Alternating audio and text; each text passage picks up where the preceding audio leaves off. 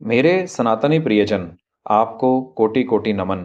मैं विशाल शर्मा आपका स्वागत करता हूं सनातन विद्या में। आज का हमारा विषय है आयु। आइए प्रारंभ करते हैं। आयुर्वेद का अर्थ प्राचीन आचार्यों की व्याख्या और इसमें आए हुए आयु और वेद, इन दो शब्दों के अर्थों के अनुसार बहुत व्यापक है। आयुर्वेद के आचार्यों ने शरीर, इंद्रिय, मन तथा आत्मा के संयोग को आयु कहा है।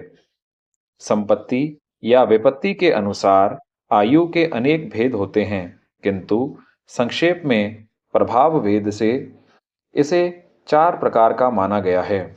पहला, सुखायु। किसी प्रकार के शारीरिक या मानसिक विकास से रहित होते हुए ज्ञान, विज्ञान, बल, पौरुष, धन, धान्य, यश, परिजन आदि साधनों से समृद्ध व्यक्ति को सुखायु कहते हैं। दूसरा, दुखायु। इसके विपरीत समस्त साधनों से युक्त होते हुए भी शारीरिक या मानसिक रोगों से पीड़ित अथवा निरोग होते हुए भी साधनहीन या स्वास्थ्य और साधन दोनों से हीन व्यक्ति को दुखायु कहते हैं। तीसरा, हितायु।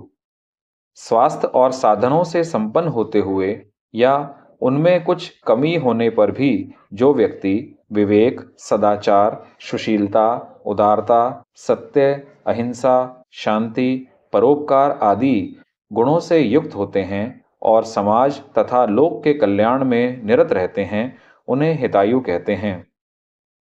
चौथा, अहितायु। इसके विपरीत जो व्यक्ति अविवेक, दुराचार, क्रूरता, स्वार्थ, दंभ, अत्याचार आदि दुर्गुणों से युक्त और समाज तथा लोक के लिए अभिशाप होते हैं, उन्हें अहितायु कहते हैं। इस प्रकार हित, अहित, सुख और दुख आयु के ये 4 भेद हैं। इसी प्रकार काल प्रमाण के अनुसार भी दीर्घायु, मध्यायु और अल्पायु, संक्षेप में ये 3 भेद होते हैं। वैसे ही इन तीनों में अनेक भेदों की कल्पना की जा सकती है। वेद शब्द के भी सत्ता, लाभ, गति, विचार, प्राप्ति और ज्ञान के साधन ये अर्थ होते हैं। आयु के वेद को आयुर्वेद कहते हैं, अर्थात जिस शास्त्र में आयु के स्वरूप, आयु के विविध भेद, आयु के लिए हितकारक और अप्रमाण तथा उनके ज्ञान के साधनों का एवं आयु के उपादान भूत शरीर, इंद्रिय, मन और आत्मा, इनमें सभी या किसी एक के विकास के साथ हित, सुख और दीर्घ आयु की प्राप्ति के साधनों तथा इनके बाधक विषयों के निराकरण के उपायों का विवेचन हो, उसे आयुर्वेद कहते हैं।